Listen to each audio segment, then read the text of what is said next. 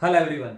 तो अरोड़ा क्लासेज के YouTube channel पर आप सभी लोगों का स्वागत है। जैसा कि आप लोगों को पता लग ही गया होगा कि टेस्ट सीरीज स्टार्ट की अरोड़ा क्लासेज ने। तो आज की इस टेस्ट सीरीज के अंदर मैं आप लोगों के साथ डिस्कस करूंगा रीजनिंग का जो पहला टेस्ट हुआ उसका अकेला अकेला क्वेश्चन। यार आप लोगों ने ये डिस्कशन वीडियो बाद में देखनी है, पहले टेस्ट जरूर पार्टिसिपेट करना है। शुरुआत के 10 डेज आप लोगों को हम बार बार बता रहे हैं, बिल्कुल फ्री रहेगी टेस्ट सीरीज। आप लोगों को पता लगेगा कि क्या लेवल हम लोग इस टेस्ट सीरीज का करवाने वाले हैं, ठीक है ना। तो ये टेस्ट सीरीज होगी कहां पे, हर वीडियो में आप लोगों को बताया जा रहा है। आपको अपने मोबाइल में Arora classes Bathinda app download करनी है। जैसे ही आप डाउनलोड करोगे, नेम कॉन्टैक्ट नंबर फिल करोगे, उसके बाद आपने स्टोर पे क्लिक करना है। स्टोर पे क्लिक करने के बाद आपको ऊपर फिल करना है पंजाब टेस्ट, सर्च करना है। बहुत सारे कोर्सेज वगैरह हैं, उनमें एक कोर्स आएगा पंजाब टेस्ट सीरीज के नाम पे, जिसकी कॉस्ट 500 रुपए होगी। लेकिन आप लोगों ने 500 रुपए पे नहीं करने हैं। उसके अंदर 10 दिन आप लगातार test free of cost attend कर सकते हैं, ठीक है ना। तो आज के इस टेस्ट के अंदर देखो, किसी भी टाइप की कोई भी क्वेरी ना आप लोगों के माइंड में, तो आपने हमें कांटेक्ट करना है। ये कांटेक्ट नंबर हमारा सामने लिखा हुआ है, आप यहां पे आके भी हमसे मिल सकते हो या फोन कर सकते हो, ठीक है ना। तो चलो स्टार्ट करते हैं आज की टेस्ट सीरीज का पहला टेस्ट, जो मैं रीजनिंग का आप लोगों के सामने लेके आया हूं। और वास्तव में आप लोगों को साफ पता लगेगा क्या, यानी कितना जबरदस्त लेवल हम करवाने वाले हैं। आप लोगों को साफ पता है कि 50,000 वैकेंसी अकेले अक्टूबर में आने वाली है। हर हालत में कहीं ना कहीं आप लोग अटक जाओगे। आप लोग कंटिन्यू टेस्ट लगाते रहो। जिन लोगों का थोड़ा बहुत बेसिक्स क्लियर है, मैं साफ कहता हूं रेगुलर टेस्ट सीरीज के टच में रहो, आप लोगों को फायदा होगा ही होगा। तो स्टार्ट करते हैं आज की इस टेस्ट सीरीज का पहला क्वेश्चन। क्या था इस पहले क्वेश्चन के अंदर, है ना। तो इस क्वेश्चन के अंदर डायरेक्शन से रिलेटेड क्वेश्चन था ना। चलो के करते हैं सोल्व। तो इन्होंने क्या कहा, इन्होंने पहले बोला कि 7 विलेज है। चलो ठीक है, 7 विलेज है, इज 2 किलोमीटर वेस्ट। यार आप लोगों को पता होनी चाहिए, ये चारों डायरेक्शंस माइंड में ही बनी होनी चाहिए, ऐसे लिखना ना पड़े जैसे मैं लिख रहा हूं। आप लोगों को पता होना चाहिए भी हमेशा वेस्ट जो है, हमेशा वेस्ट जो है वो इधर होती है ना। ईस्ट इधर होती है, नॉर्थ ऊपर होती है, साउथ नीचे होती है, ठीक है ना। ये माइंड में ही होना चाहिए, डायग्राम लिखना ना पड़े। इन्होंने कहा is 2 kilometre, 2 kilometre west, west इधर होती है ऑफ बी। ई जो है ये 2 किलोमीटर वेस्ट में है बी के। ये रहा बी, वेस्ट इस तरफ होती है तो वेस्ट में है। ई जो है 2 किलोमीटर वेस्ट में है किसके, बी के। तो ये 2 किलोमीटर की लाइन है, मान लो ये 2 किलोमीटर की लाइन है, ठीक है। चलो के आगे वो कह रहा है F is 4 kilometre north of E। F जो है E की नॉर्थ में, E तो पहले से बना हुआ है। E की नॉर्थ, नॉर्थ हमेशा किधर होती है, ऊपर। F जो है E की नॉर्थ में 2 किलोमीटर है, तो मैं आप 4 किलोमीटर से 4 किलोमीटर 4 किलोमीटर, तो मैं इसके 4 किलोमीटर ऊपर, इसके 4 किलोमीटर ऊपर जाके मैं कौन सा पॉइंट बना देता हूं, F। A is 2 kilometre south of F। A जो है F की साउथ में, F की साउथ तो नीचे होगी 2 किलोमीटर, पहले 4 किलोमीटर ऊपर चले गए, अब नीचे आएंगे। इसके 2 किलोमीटर, देखो 4 किलोमीटर तो बिल्कुल मिड में 2 किलोमीटर होगा, ये भी 2 किलोमीटर है, ये भी 2 किलोमीटर है ना। ये 4 तो हटा ही देते हैं। देखो वो कह रहे हैं जो पॉइंट है F, ए जो पॉइंट है वो 2 किलोमीटर साउथ में F के। ए जो है F के साउथ में, साउथ नीचे की तरफ होगा, 2 किलोमीटर है। ए जो है यहाँ पे 2 किलोमीटर इसके साउथ में, ठीक है। C is 1 kilometre to the west of A. C point है ए के वेस्ट में, 1 किलोमीटर है। वेस्ट, वेस्ट इस तरफ होती है, आप लोगों को पता ही है। इसके वेस्ट में सी पॉइंट आ गया 1 किलोमीटर की दूरी पर, 1 किलोमीटर की दूरी पे। चलो ठीक है। D is 2 kilometre south of G. D जो है, डी और जी तो मेरे पास कहीं बने नहीं है, कोई बात नहीं, ये लाइन छोड़ दो, थोड़ी देर बाद पढ़ेंगे, ठीक है ना। ये डी और जी तो कहीं बने दिख रहे हैं, दिख ही नहीं रहे, चलो छोड़ो। जी इज 2 किलोमीटर ईस्ट ऑफ सी। जी जो है सी की ईस्ट में, ईस्ट इस तरफ होती है, सी की ईस्ट में 2 किलोमीटर है। 1 किलोमीटर तो ये रहा, 1 किलोमीटर तो ये रहा, 1 किलोमीटर आगे और चल जाएगा, ठीक है ना। वो कह रहे हैं पॉइंट जी जो है, पॉइंट जी जो है सी की ईस्ट में 2 किलोमीटर है, तो ईस्ट इस तरफ होती है 2 किलोमीटर। ये 1 किलोमीटर था, एक और आगे चलेगी 2, ठीक है। चलो ओके, अब पुरानी वाली लाइन पढ़ो, अब पुरानी वाली लाइन पढ़ो जो छोड़ दी थी। D is 2 kilometre south of G. D जो है जी की साउथ में 2 किलोमीटर है। यार जी की साउथ नीचे की तरफ होगी 2 किलोमीटर। यार पहले हम 2 किलोमीटर ऊपर गए थे, अब 2 किलोमीटर नीचे आएंगे तो यहाँ पे आ जाएंगे। कौन सा पॉइंट है, डी पॉइंट, ये डी पॉइंट है ना। देखो ये 1 है तो डेफिनेट है ये भी 1 हो गया, ये टोटल 2 था तो 1 यहाँ पे हो गया, है ना। तो सारा डायग्राम हमसे बन गया। D is exactly in the middle of B and E. D जो है बी और ई की बिल्कुल मिड में है, बिल्कुल सही है, मिड में है, बिल्कुल सही है, मिड में ही है, ठीक है। चलो which of the two village are in the west of B, B की वेस्ट में कौन से दो विलेज है? अरे यार ये रहा बी, बी की वेस्ट में कौन से दो विलेज है? एक तो डी है और एक ई है, डी और ई, ये रहा ई और डी। बी की वेस्ट में कौन से हैं? ये रे दो हैं। In which direction village G is with respect of E, G E की कौन सी डायरेक्शन में है? जी ई की कौन सी डायरेक्शन में? ई ये रहा, ई ये रहा। जी जो है ई की कौन सी डायरेक्शन में? ये कौन सी डायरेक्शन होती है? नॉर्थ और ईस्ट के बीच में नॉर्थ ईस्ट। क्या आंसर आएगा? North east. क्या आएगा इस क्वेश्चन का आंसर? नॉर्थ। जी का पूछा था ई की कौन सी डायरेक्शन में, तो नॉर्थ और ईस्ट के बीच में नॉर्थ ईस्ट कहलाएगा। How many village are located in the east of A, A की ईस्ट में कौन से कितने विलेज है? ए की ईस्ट में, ए ये इसकी ईस्ट में इस साइड कितने विलेज है? तो इस साइड तो सिर्फ एक ही विलेज है ईस्ट में, ईस्ट में तो एक ही विलेज है जी, एक ही है जी। कितना आसान है, हो गया सॉल्व। समझ आया नहीं है? देखना एक बार डायग्राम देखना, जल्दी से देखो डायग्राम, फिर अपने दूसरा क्वेश्चन करेंगे। हाँ जी ओके है, ठीक है, चलो के नेक्स्ट क्वेश्चन देखते हैं। यार बहुत कुछ सीखने को मिलेगा टेस्ट में, बहुत कुछ सीखने को मिलेगा। ये देखो क्या क्वेश्चन है, रेल बना देंगे ऐसे क्वेश्चनों की। If the next day after, किसके आफ्टर? Day after tomorrow. अरे यार आज, आज को बोलते हैं टुडे, ये टुमारो है, ये डे आफ्टर टुमारो है।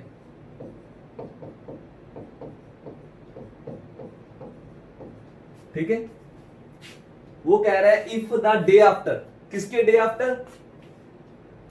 If next day after, day after tomorrow, day after tomorrow का भी नेक्स्ट डे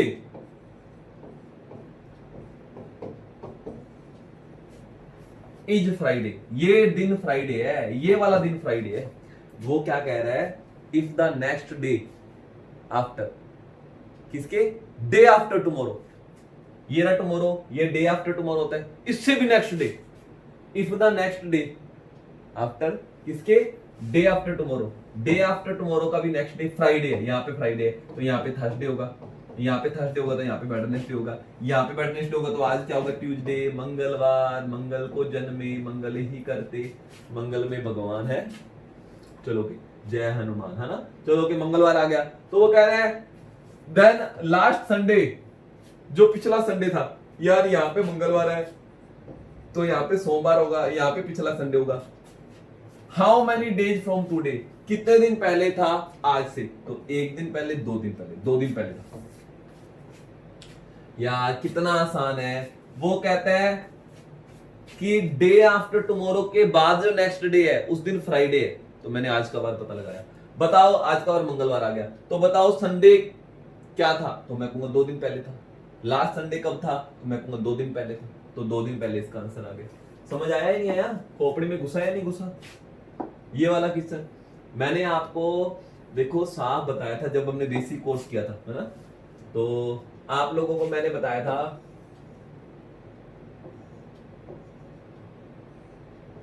3 बजे का टाइम यही होता है ना। देखो ये कितने डिग्री का एंगल है? 90 डिग्री का है। वो चाहता है 3 बजे के बाद कितने डिग्री का एंगल बन जाए? एंगल ही लिखा इन्होंने 18 मिनट का फासला बोल दिया, 18 मिनट का। अरे यार 15 मिनट का फासला है, मैं तो 18 मिनट का चाहता हूं। देखो कई बार वो एंगल की बजाय मिनट दे देते हैं, तो मैंने आपको साफ बताया था उसमें। देखो 60 मिनट बराबर, एक तरीके से 60 मिनट बराबर 360 डिग्री होता है।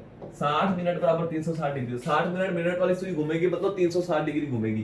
तो 1 मिनट बराबर कितना होगा? आप 60 उधर जाके डिवाइड हो जाएगा 6 डिग्री। तो 18 मिनट बराबर कितना होगा? 18 मिनट बराबर कितना होगा? 18 छिके 108 डिग्री। 18 छिके 108 डिग्री। यानी वो ये चाहता है, एंगल में कन्वर्ट कर ले करो, वो ये चाहता है कि दोनों सुइयों के बीच में 108 डिग्री का एंगल बन जाए। कितने डिग्री का एंगल बन जाए? 108। अभी तो 90 है, तो इससे पहले तो पॉसिबल नहीं है। ये पॉसिबल तब होगा जब मिनट वाली सुई से आगे निकल के कहीं यहाँ पे यूं पे आ जाएगी, यहाँ पे ऐसा कुछ आ जाएगी। अभी ये एंगल लगभग 108 डिग्री का बन जाएगा, है ना। यानी मैंने आपको बताया था, मैंने आपको फॉर्मूला स्पेशल दिया था, ये मिनट हैंड को कितना चलाना है ये पता कर लो। वैसे मिनट हैंड को कितना चलाना है ये मैंने आपको स्पेशल बेसिक कोर्स में बताया था। नहीं अगर बेसिक कोर्स किया कोई बात नहीं, डायरेक्ट सुन लो। मिनट हैंड को कितना चलाना है, कितना मूव करना है ना। मैंने आपको बताया था कितना मूव करना है इनटू क्या था? 2/11 कितना मूव करना है इंटू 2/11 कर दो। देखो इन दोनों के बीच में 90 डिग्री का तो एंगल है ही। मान लो मैं बड़ी सुई हूं, आप छोटी सुई हो, आप यहीं पे खड़े रहोगे, आपने यहीं पे रुके रहना है। मुझे कितना चलना, मुझे आपसे 108 डिग्री आगे निकलना है। एक तो 90 डिग्री आप मेरे से वैसे ही आगे हो, और ऊपर से 108 डिग्री और आगे जाना है मुझे आपसे। ये देखो 108 डिग्री आगे जाना है ना आपसे। हम दोनों के बीच में मैं जो फासला जाता हूँ 108 डिग्री का जाता हूँ ना, तो 90 चल के 108 आगे और जाना पड़ेगा, यानी कुल मिला के मुझे जाना है 198 डिग्री। मिनट हैंड को कितना मूव करना है, 198 डिग्री इंटू 2/11। बस आ गया आंसर। 19 दूना 38, 39, 16 ये आता। मल्टीप्लाई करोगे 2 से ये आएगा। 11 तिया 33, 6 बच गया, 11 6 66, तो आंसर आएगा 36 मिनट पर। 3:36 मिनट पर, 3:36 मिनट पर आंसर आ गया। 36 मिनट आ गया ना, तो 3 बजे के बाद 36 मिनट पर, यानी 3:36 मिनट पर दोनों सुइयों के बीच में जो 18 मिनट का स्पेस होगा, 18 मिनट का, यानी कि 108 डिग्री का एंगल होगा। कहानी खत्म। बस मैंने ये आपको बेसिक कोर्स किया तो बताया था। बस आपको ये पता लगाना है कि मिनट हेड को कितनी मूवमेंट करनी पड़ेगी इंटू 2/11। शॉर्टकट दिया था आपको, डिटेल में भी समझाया था, ठीक है ना। डायरेक्ट रट्टा लगाना है, रट्टा लगा लो, ठीक है। चलो नेक्स्ट क्वेश्चन देखते हैं। ये लो, बड़ा अच्छे क्वेश्चन है, देखो कितने अच्छे लेवल के क्वेश्चन है। कहां से पेपर बाहर जाएगा जब हम इतने अच्छे लेवल की तैयारी करेंगे? मुझे बताओ क्यों नहीं आप लोगों का पेपर क्रैक होगा? ठीक है ना, पेपर में इससे लो लेवल के सवाल भी मिल सकते हैं आपको, ठीक है ना। जब अच्छे लेवल के करोगे तो लो लेवल में तो वैसे ही चक दोगे फट्टे, रियल बना दोगे आप सवालों की, ठीक है ना। Raj and Amit start walking from same place, यानी एक ही जगह से दोनों के दोनों यहीं से स्टार्ट कर रहे हैं, दोनों के दोनों यहीं से स्टार्ट कर रहे हैं to reach the same mall. Same जगह पे मॉल में जाना, सेम मॉल में जाना, but they choose different path. दोनों ने अलग अलग रास्ते यूज किए हैं। Raj walk 6 minute toward west, Raj west की तरफ गया। वेस्ट इस तरफ होती है, ये देखो 4 डायरेक्शंस होती है, नॉर्थ ऊपर, साउथ इधर, ईस्ट इधर, वेस्ट इधर, तो वेस्ट इस तरफ होती है। राज 6 किलोमीटर इधर गया, चलो ठीक है, चला गया 6 किलोमीटर इधर। देन टेक राइट टर्न, अब राइट टर्न लिया और वॉक अनदर 5। अब राइट मतलब ऊपर की तरफ गया और 5 किलोमीटर चला गया, चलो ठीक है 5 किलोमीटर चला गया। देन ही टर्न लेफ्ट मुड़ा एंड वॉक 4 किलोमीटर। अब लेफ्ट मुड़ गया,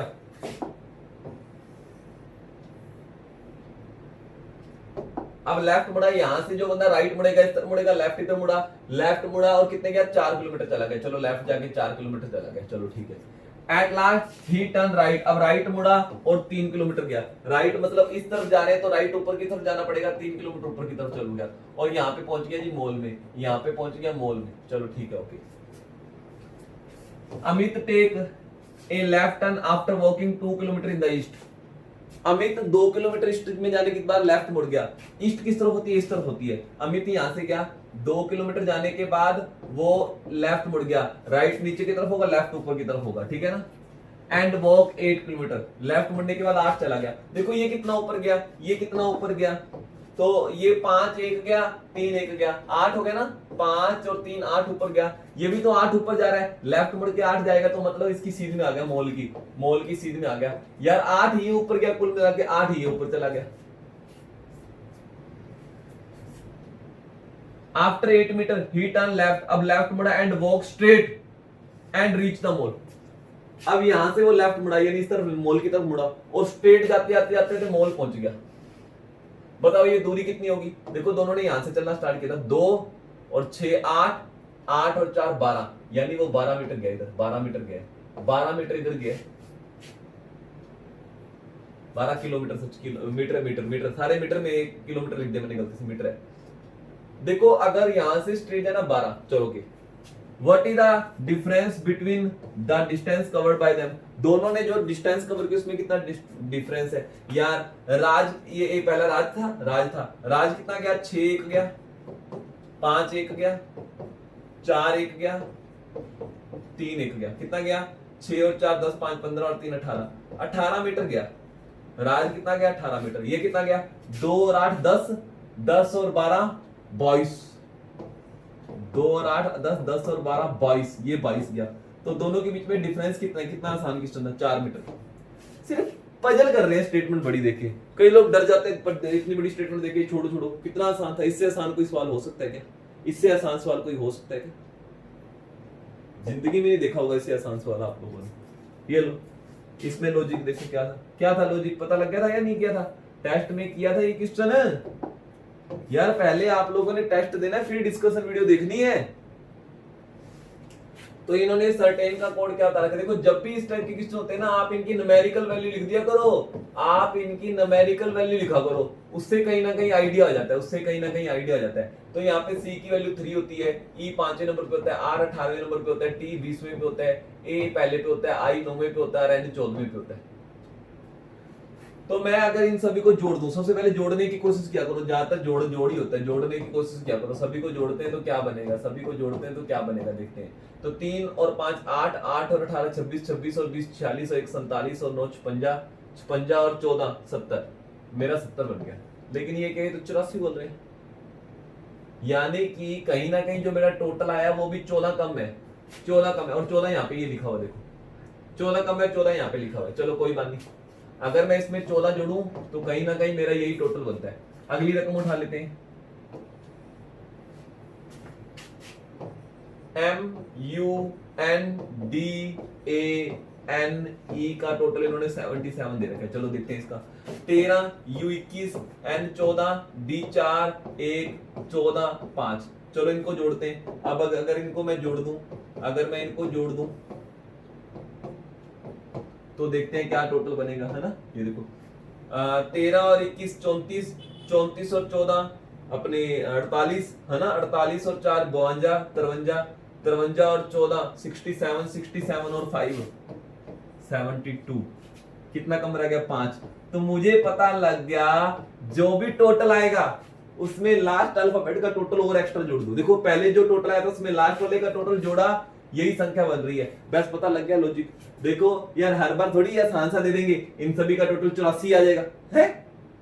ये आसान से सवाल चाहिए, थोड़े टेढ़े बिंगे भी तो मिले आप लोगों को। पेपर में कुछ भी लॉजिक दे सकते हैं, ध्यान रखना। चलो अब ट्रेन का देखते हैं। ट्रेन का TRAIN। चलो की मैं सारे डिजिट जोड़ूंगा और उसके बाद n का जोड़ा यानी 14 और एक्स्ट्रा जोड़ दूंगा। T होता है 20, R होता है 18, 1 9 14 प्लस 1 14 एक्स्ट्रा और जोड़ दो। वैसे लास्ट वाला एक एक्स्ट्रा और जोड़ देंगे, हमारा आंसर आ गया। कर दो, है ना। 20 और 18 38, 1 39, 39 और 9 जो है 39 और 9 48, 48 और 14 62, 62 और 14 76 आ गया आंसर। कुछ नहीं है, इन सभी के जोड़ में लास्ट वाले अल्फाबेट का द्वारा जोड़ करना था। इन सभी के जोड़ में लास्ट वाले अल्फाबेट का जोड़ द्वारा करना था, है ना। देखो ध्यान से देखो इसको। हाँ जी ओके यहां तक। अब नेक्स्ट क्वेश्चन देखते हैं। ये लो ब्लड रिलेशन का। देखो 10 जने हैं इन ए फैमिली,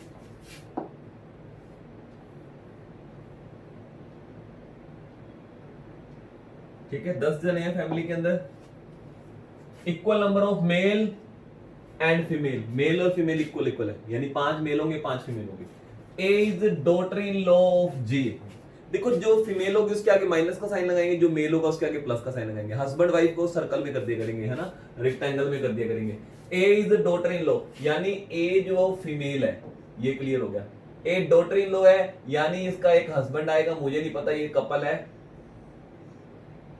ऑफ जे, इसके मम्मा या पापा जे। जो बड़ा होगा ना, जो ऊपरली जनरेशन का होगा, मम्मी पापा, उसको ऊपर लिखा करेंगे, बराबर वालों को बराबर, हस्बैंड वाइफ को बराबर। देखो ए जो है डॉटर इन लॉ है, डॉटर इन लॉ मतलब इसका जो हस्बैंड होगा। जब हस्बैंड वाइफ आएंगे मैं डब्बे में लिखा करूंगा भी हस्बैंड वाइफ है। माइनस का मतलब होता है लेडीज फीमेल, प्लस का मतलब होता है मेल, ये ध्यान रखना, ठीक है ना। थोड़ा शॉर्टकट में ऐसे अपने एक एक चीज लिखने लगे, डॉटर इन लॉ है, सिस्टर इन लॉ है, फलाना है, तो टाइम ज्यादा वेस्ट होता है, ठीक है ना। कोड वर्ड यूज किया करो। B is brother of I, B is brother of I, B's brother I have only one sister A, ठीक है ना। ये लो ए तो पहले से आ गया। बी का जो ब्रदर है आई, उसकी एक ही सिस्टर है ए, ठीक है। बी बी बी का जो ब्रदर है,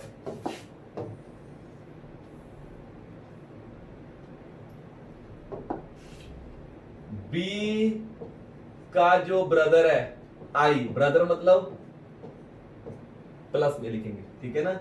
उसकी एक ही सिस्टर है, ये इसकी सिस्टर आ गई, ये इसकी सिस्टर आ गई,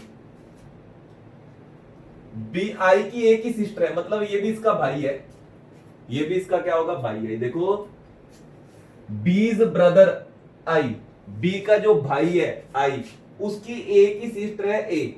ये तीनों भाई बहन है, दो भाई हो गए एक बहन होगी, ठीक है ना।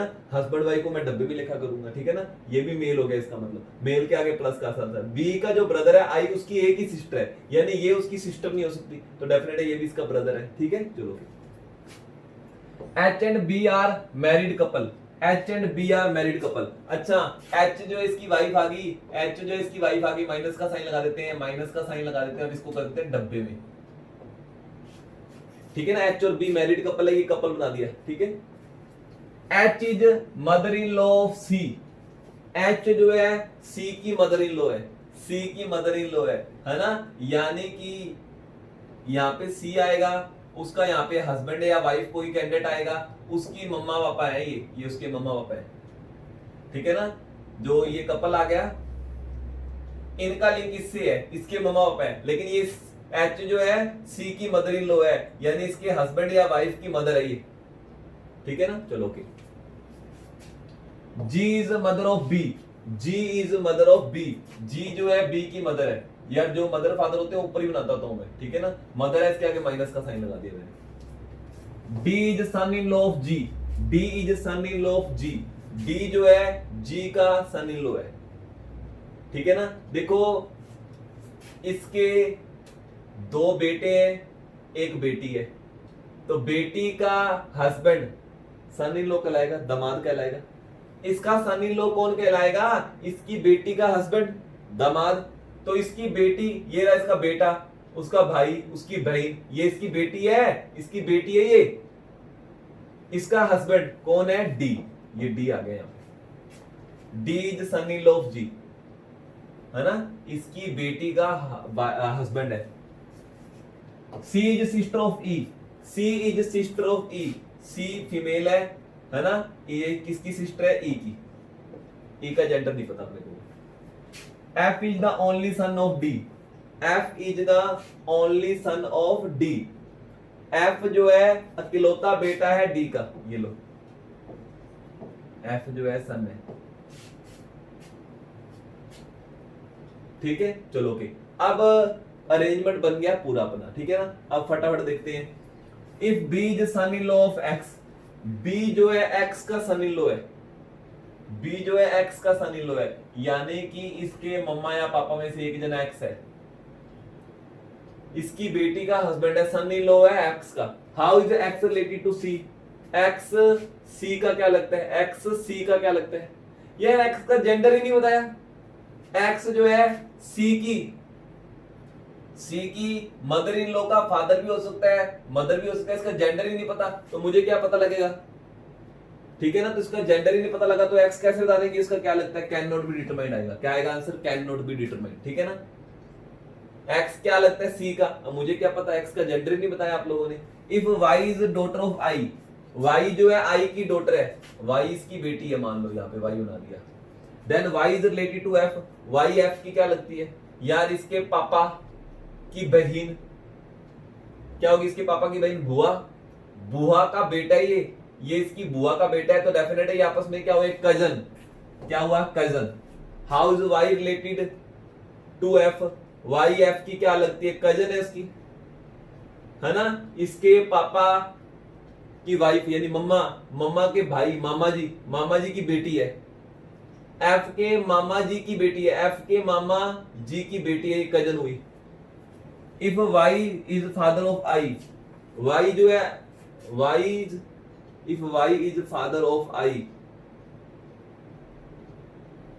अच्छा यहाँ पे क्वेश्चन गलत हो गया, Y is daughter of I लिख दिया है, यहाँ पे वाई इज फादर ऑफ आई।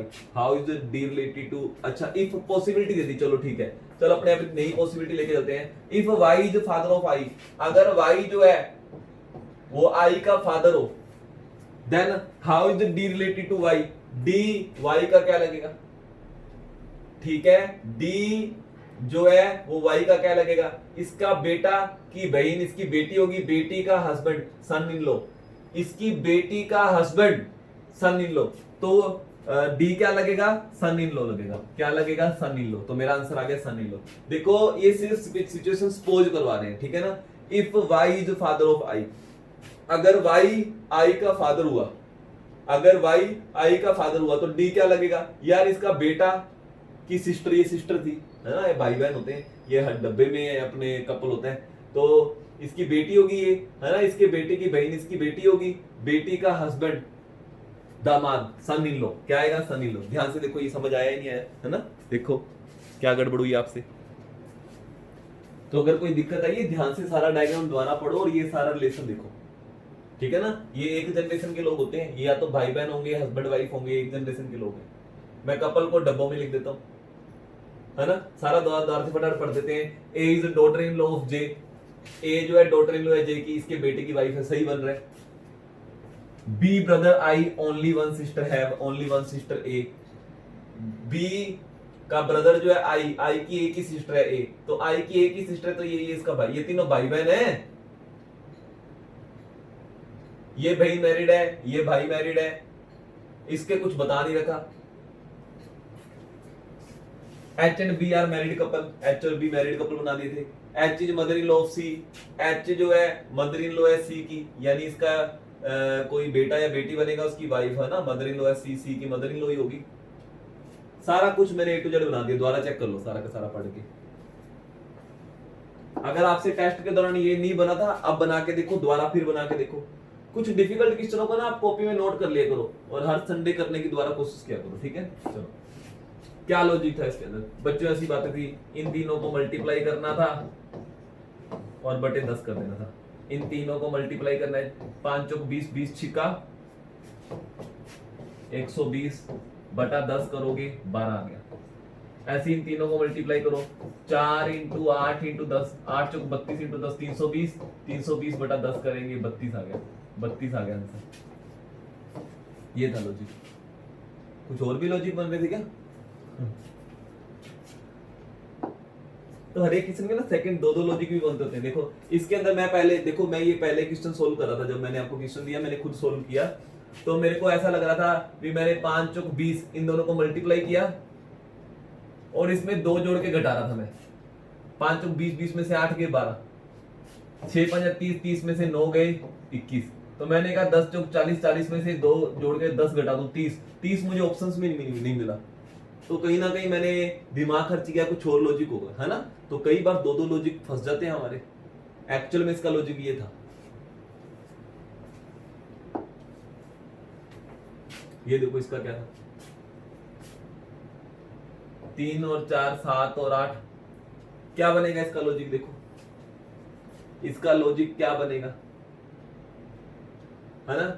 इस बार क्या लॉजिक बनेगा, तो इन दोनों को मल्टीप्लाई करो, 3 चौक 12 और ये घटा दो, पहले दो संख्याओं को मल्टीप्लाई करो और ये घटा दो, 12 में से 8 गए 4 आ गया, ठीक है ना। पहली दो संख्याओं को मल्टीप्लाई करो, 5 दूनी 10 में से 4 गए 6 आ गया, 5 चौक 20, 20 में से 9 गए, इन दोनों को मल्टीप्लाई करो और ये घटा दो, 20 में से 9 गए 11। ये था लॉजिक। थोड़ा सा सोचना पड़ सकता है ना, कुछ ना कुछ इनको प्लस माइनस कर करके जो आंसर निकालना है वो निकाल ले, है ना। चलो नेक्स्ट क्वेश्चन देखते हैं, ये लो अरेंज करना है, ठीक है।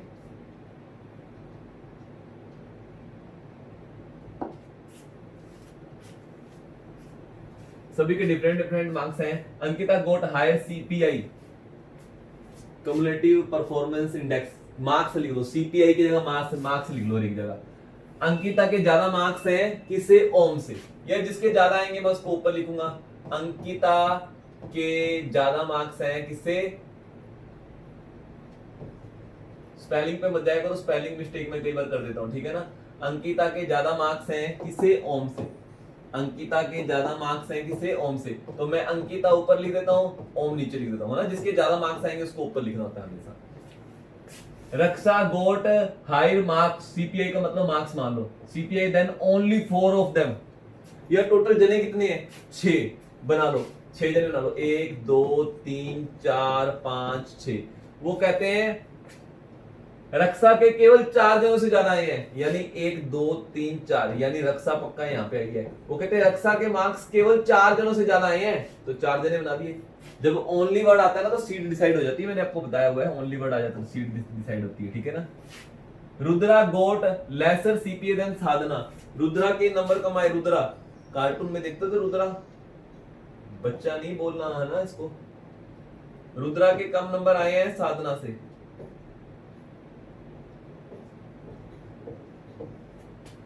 चलो द्रोणा गोट लोएस्ट, द्रोणाचार्य है, द्रोणा के नंबर जो आ रहे हैं वो सबसे लोएस्ट आ रहे हैं, जब सबसे नीचे लिख दो। Om is third ranker of the university, Om third number पे आएगा, तो थर्ड नंबर पे क्या आएगा, ओम आ गया, सारा कुछ तो बता दिया। एंड गोट उसके जो मार्क्स आए 8.67 है, 8.67 मार्क्स है इसके, बाकियों को अरेंज कर लो यार। ओम से ऊपर अंकिता आएगी, ओम से ऊपर एक ही तो सीट खाली पड़ी है, तो अंकिता को यहाँ बिठा दो यार। ओम से ऊपर है अंकिता, कितनी ऊपर है, जस्ट ऊपर थोड़ी बोला इन्होंने, जितनी मर्जी ऊपर हो सकती है, तो ऊपर एक ही सीट खाली थी। साधना और रुद्रा के लिए 2 ही सीट बची है, यही तो, और कहां बिठाओगे इन दोनों को, साधना और रुद्रा के लिए यही सीट बची है, ये सारा कुछ बन गया, और रेल बना दो इन सवालों की। Who got highest marks, Ankita. Which of the following might be possibility, Rudra के कितने मार्क्स हो सकते हैं, रुद्रा के मार्क्स कितने हो सकते हैं, तो 8.67 से तो कम होंगे, 8.67 से तो कम होंगे, ये तो हो नहीं सकते, ये भी नहीं हो सकते, ये भी नहीं हो सकते, तो एक ही बचा पॉसिबल पूछा ना यार। रुद्रा का रैंक ओम से नीचे है, ओम के जब 8.67 नंबर बने हैं तो रुद्रा के तो उससे कम बनेंगे, एक ही नंबर है जो उससे कम है। Which of the following statement is correct, Raksha got higher CP than Ankita, Raksha के अंकिता से ज्यादा आए, नहीं अंकिता से तो कम आए, ये तो गलत होगी। रुद्रा गोट 8.71, रुद्रा के 8.71 आए, नहीं ये तो गलत होगी, 8.71 कैसे आएंगे, इसके 8.67 है, इससे तो कम ही होंगे। इफ रुद्रा गोट 8.80, अगर रुद्रा के मार्क्स 8.80 आते हैं, मान लो 8.80 आ गए, देन रक्षा मार्क्स जो है मे बी बिटवीन 8.67 टू 8.61।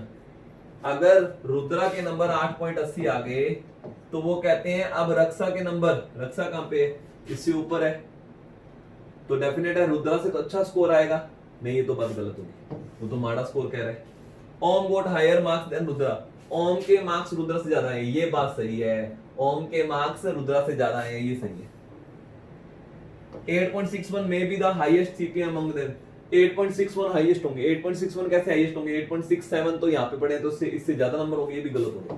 अकेला चौथा सही है, अकेला चौथा सही है, कौन सी बात करेक्ट है ये पूछती, कितने अच्छे से रेल बना दी अपने सवालों की। स्पीड बनाओ बस, स्पीड बनाओ, धीरे धीरे धीरे धीरे आराम से, कोई जल्दबाजी नहीं है।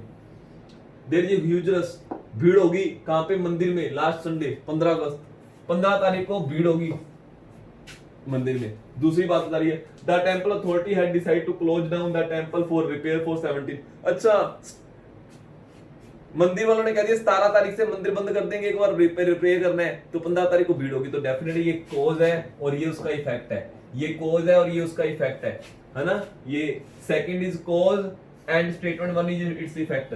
देखो ये कॉज है, उसका इफेक्ट क्या हुआ, इसके कारण तो भीड़ लगी, मंदिर वालों ने कहा 17 तारीख को मंदिर बंद होगा, तो 15 तारीख को लोग मंदिर में माथा टेकने के लिए पहुंच गए कि यार जल्दी जल्दी मंदिर में बाद में जाने का मौका मिले ना मिले, है ना, तो लोग भीड़, तो ये कॉज है, उसका इफेक्ट ये हुआ, ये कारण है, इस कारण के कारण ये हुआ, ठीक है ना, कॉज है, उसका इफेक्ट है, तो सेकंड वाली चीज सही है, सेकंड वाली चीज सही है। नेक्स्ट क्वेश्चन देखते हैं, ये लो साइलोजियम का क्वेश्चन आ गया, ठीक है ना, ये करते हैं, इसकी रील बनाते हैं अपने।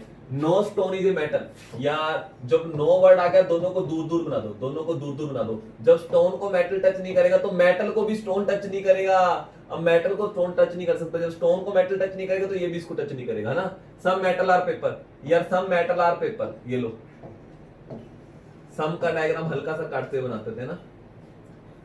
ऑल पेपर आर ग्लास, सारे के सारे पेपर जो है, पेपर के ऊपर से ग्लास उड़ा दो, पेपर के ऊपर से ग्लास उड़ा दो। चलो देखो, some paper are not stone, क्या जवाब आएगा, some paper are not stone, some paper are not stone.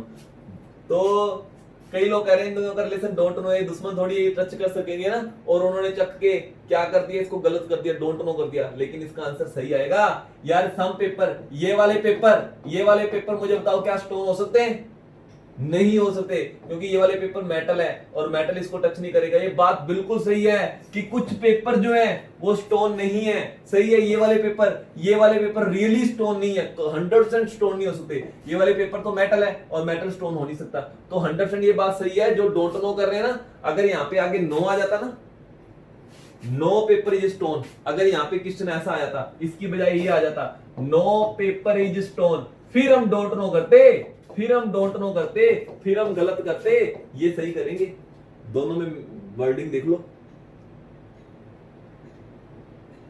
All glass being metal, यार पॉसिबिलिटी पूछ रहा है, क्या सारे ग्लास मेटल हो सकते हैं? बिल्कुल यार, सारे के सारे पेपर इसके अंदर जा सकते हैं। देखो मैंने आपको कहा था सम का डायग्राम, देखो जब सम ए आर बी होता है ना, सम ए आर बी होता है, वो ऐसे भी बन सकता है, वो ऐसे ही बन सकता है। सम ए आर बी, इतने सारे ए में से सम ए, इतने वाले ए बी हैं, यानी पेपर इसके अंदर भी जा सकता है। इन दोनों में सम था ना, पेपर इसके अंदर जाएगा तो ग्लास भी इसके अंदर जा सकता है, यानी सारे ग्लास मेटल होंगे। ये पॉसिबिलिटी है, हाँ हो सकती है पॉसिबिलिटी तो है। अगर पॉसिबिलिटी वन ना आता तो मैं डोंट नो करता, अब पॉसिबिलिटी तो हो सकती है, ध्यान रखना, क्योंकि पेपर इसके अंदर जा सकता है तो ग्लास भी इसके अंदर जा सकता है, तो पॉसिबिलिटी में हम इसको यस करेंगे। दोनों के दोनों सही है, दोनों के दोनों सही है। दिमाग खराब हुआ है, समझ आ गया आप लोगों को, है ना? देखो ध्यान से,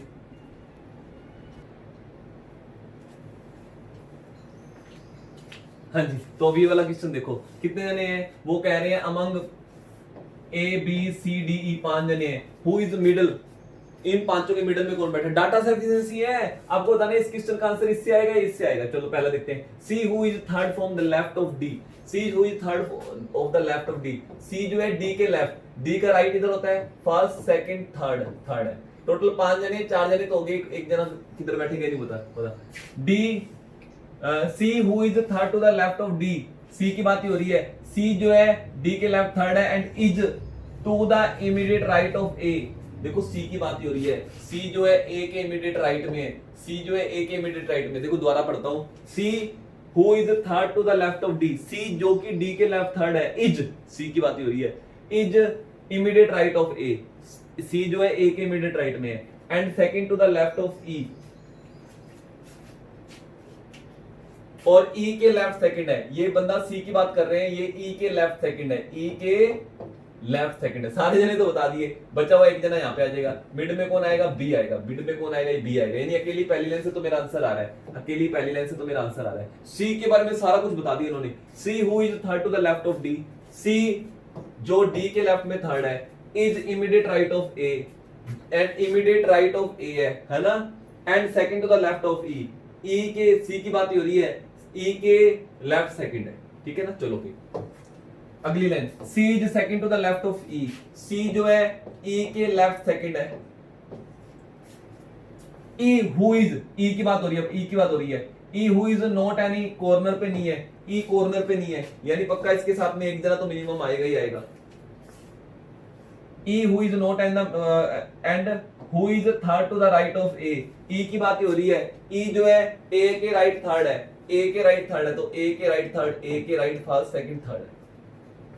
D is at the one of the end, D एक कॉर्नर पे है, तो कॉर्नर पे इधर वाले तो हो नहीं सकता, क्योंकि D को यहाँ पे बनाऊंगा, फिर दो जने यहाँ पे कैसे उठा दूंगा? D कॉर्नर पे, D इधर वाले कॉर्नर पे आएगा, बचा हुआ जना कौन रहेगा? B, B बीच में है, यानी आइदर का ऑप्शन आएगा। अकेले पहले से ही मुझे पता लग रहा है बीच में कौन आएगा। देखो कितनी अच्छी लाइन है सी, अगर स्टेटमेंट वाला ऐसा क्वेश्चन आया तो मजा आ जाता है ना। तो अकेली पहली लाइन से भी आंसर आ रहा है, बीच में कौन आएगा? अकेली दूसरी लाइन से भी आंसर आ रहा है, आइदर फर्स्ट और सेकंड आएगा। अकेली पहली से भी आंसर आ रहा है, अकेली दूसरे से भी आंसर आ रहा है ना, जो ये पूछ रहे हैं। चलो इन दोनों को क्या करना था यार? कुछ भी नहीं करना था आपको, इन दोनों को जोड़ना था। 15 और 12 जोड़ेंगे 27, जो भी टोटल आएगा उसको 9 से डिवाइड कर दो, आपके पास ये आंसर आ गया, ठीक है ना? ऐसे ही हम इन दोनों को जोड़ेंगे, हम 64 और 53 जोड़ेंगे और इसको 9 से डिवाइड कर देंगे, मेरा आंसर आ गया। हर बार ऐसे ही करना था, 4 और 3 7, 6 और 5 11, इसको 9 से डिवाइड करेंगे, 9 एकम 9, 9 3 27, 13 आ गया आंसर। कुछ नहीं है, इन दोनों को जोड़ के 9 से डिवाइड करना है, इन दोनों को जोड़ के 9 से डिवाइड करना है, आपके पास नीचे वाला आंसर आ जाएगा। कितना आसान था ना, बट पहले सोचना पड़ता। ये लैंग्वेज का गेम था। एक बकरी वाले के पास, सिप वाले के पास थी, भेड़ होती है ना, sheep had 27 sheep, but all but 10 died. 10 के अलावा इस लैंग्वेज में ही झोल था, 10 के अलावा सारी मर गई।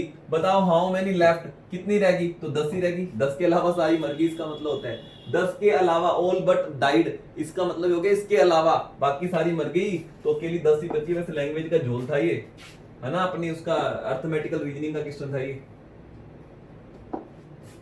चलो ओके, तो इसमें मैंने आपको साफ बता दिया, कोमा से पहले कोमा के बाद सेम अल्फाबेट करो, ये ई वाला इधर लेके आओ और आप शॉर्टकट रेल बना दो इसकी, है ना। देखो उसके बाद तो हम रेल बना देंगे इन सवालों की। इन सवालों में शॉर्टकट तभी लगता होता है अगर कोमा से पहले कोमा के बाद सेम अल्फाबेट आ जाए। यहां तक लिख दिया, अब ये वाली बात लिख देता हूं, E greater than equal to F. अब एफ लिख देता हूं, एफ वाली बात ये रही, एफ लेस देन एल। ध्यान रखना, सबसे इंटेलिजेंट स्टूडेंट 5 स्टूडेंट बताए हुए ये होते हैं, एवरेज ये होते हैं और नोबिता ये होता है। सबसे पहले इंटेलिजेंट को जिताना है। एफ और बी के बारे में पूछा है तो एफ और बी के बीच में, बी और एफ के बीच में, और ध्यान रखना कोई भी दो साइन एक दूसरे के अपोजिट नहीं होनी चाहिए। बी और एफ के बीच में ये दोनों अपोजिट हो गए। जिताना सिर्फ तभी था, मैंने बेसिक कोर्स में बताया था, जब सभी का मुंह एक तरफ होगा। ये अपना मुंह इधर कर ही बैठा है, ये इधर मुंह कर ही बैठा है, गलत हो गया। सभी का मुंह एक तरफ होना चाहिए, ई से लेके ए तक, ई से लेके ए तक सभी का मुंह एक तरफ है। हाँ एक तरफ है। कौन सा स्टूडेंट इंटेलिजेंट है? तो ये दोनों ही इंटेलिजेंट है, जो मर्जी जिता दो। ये रिजल्ट आ गया मेरा, ये जीत गया। तो ये सेम मैच कर रहे हैं, सेम मैच कर रहे हैं, हाँ मैच कर रहे हैं, सेम मैच कर रहे हैं, हाँ मैच कर रहे हैं, तो सही कर दो। ये सेम मैच करेगा तो सही है, only second is true, only second is true. बात समझ आई या नहीं आई? अकेला सेकंड ट्रू है। आप लोगों को पल्ले पड़ा या नहीं पड़ा ये वाला क्वेश्चन, है ना? तो अकेला सेकंड ट्रू है। ये शॉर्टकट आप लोगों ने किया हुआ है, नहीं हो किया हुआ मेरे से, है ना? चलो ओके, नेक्स्ट क्वेश्चन पे आते हैं, अपने नेक्स्ट क्वेश्चन पे आते हैं। ये वाला क्वेश्चन देखो, ये वाला क्वेश्चन देखो अब। तो इस क्वेश्चन के अंदर भी आपको पहले कोमा से पहले कोमा के बाद सेम अल्फाबेट करने हैं ना। सेम हो रहा है तो अच्छी बात है, नहीं तो फिर इस वाले तरीके से सेम करो। देखो P ग्रेटर देन V था, ग्रेटर देन R था, लेस देन E था, लेस देन Y था। E कॉमन है ना, E लेस देन G है, E ये रहा, E लेस देन G है, E ग्रेटर देन N है, E ग्रेटर देन N है। ऐसे लिख दो, और क्या इलाज है, ठीक है ना। P से लेके N तक, P से लेके N तक ढूंढते हैं। P से लेके N तक कहां पे आएगा? ये रहा, ये अपोजिट आ गए, ये अपोजिट आ गए, ये दोनों अपोजिट आ गए। P से लेके N तक जा रहा था, अपोजिट आ गए, कहानी खत्म। G से लेके Y तक, G से लेके Y तक, ये देखो ये दोनों अपोजिट आ गए एक दूसरे के, ये भी कहानी है। तो गलत हो गया, दोनों के दोनों ही गलत हो गई। Neither first nor second, neither first nor second, ना पहला सही है ना दूसरा सही है, दोनों के दोनों गलत हो गए, है ना। चलो अगला क्वेश्चन देखते हैं।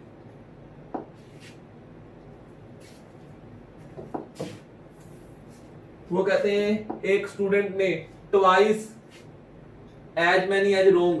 देखो रोंग जो कर दिए वो डबल कर दिया, कि एक्स सही किए तो 2x रोंग कर दिए, और टोटल अटेम्प्ट किए 48। ये लो रोंग और राइट का टोटल 48 हो गया। इससे आसान सवाल क्या होगा? तो 3x की वैल्यू 48 आ गई।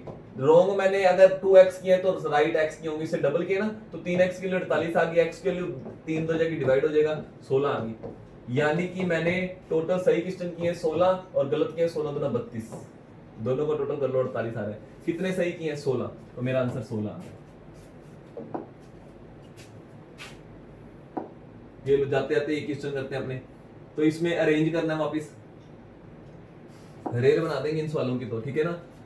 पी क्यू 7 जने हैं, ठीक है, 7 सर्कल बना लो, फटाफट सर्कल बना लो। 1 2 3 4 5 6 7 जने, ठीक है ना। पहली लाइन लिख रहे हैं फेसिंग सेंटर सारे जने, ठीक है ना। V is second to the left of S। V जो है S के लेफ्ट, राइट इधर होगा, इसका लेफ्ट इधर होगा, ठीक है ना। V जो है इसके लेफ्ट सेकंड है, and is the neighbour of T और U। V की बात ही कर रहे हैं, V T और U का नेबर है, V की बात कर रहे हैं। V is second to the left of S, V जो है S के लेफ्ट सेकंड है और T और U का पड़ोसी है। तो इसकी एक तरफ T आएगा और एक तरफ U आएगा। मुझे नहीं पता T इधर आएगा या इधर आएगा, या U ऊपर आएगा या नीचे आएगा, ठीक है ना। V is second to the left of S, V जो है S के लेफ्ट सेकंड है, एंड नेबर ऑफ T और U। V की बात हो रही है, V T और U का पड़ोसी है। चलो ठीक है। S is not the neighbour of R, S is not the neighbour of R and T। S जो है R और T का पड़ोसी नहीं है, ये देखो S जो R और T का, S T का भी पड़ोसी नहीं है। T यहाँ पे नहीं आ सकता, तो T यहाँ पे नहीं आएगा, तो T कहाँ पे आएगा? यहाँ पे आएगा। यार S के पड़ोस में T नहीं आना चाहिए, तो T यहाँ पे नहीं आएगा। S R का पड़ोसी भी नहीं है, R भी मना कर दिया है ना। S is not the neighbour of R, R भी मना कर दिया ना, तो S के पड़ोस में R नहीं आएगा। इस तरह से कोई जना बैठ गया, यहाँ पे R नहीं आएगा। चलो कोई बात नहीं। P is neighbour of Q and R। P जो है Q और R का नेबर है। P is neighbour of Q और R। P जो है Q और R का नेबर है, तो P बीच में आएगा। ये क्यू और आर का पड़ोसी होगा, आर इस तरफ नहीं आ सकता, आर क्यू आएगा और आर इस तरफ आ जाएगा, कहानी खत्म। पी क्यू और आर का पड़ोसी है, सारे के सारे जने बैठ गए, रेल बना दो सवालों की।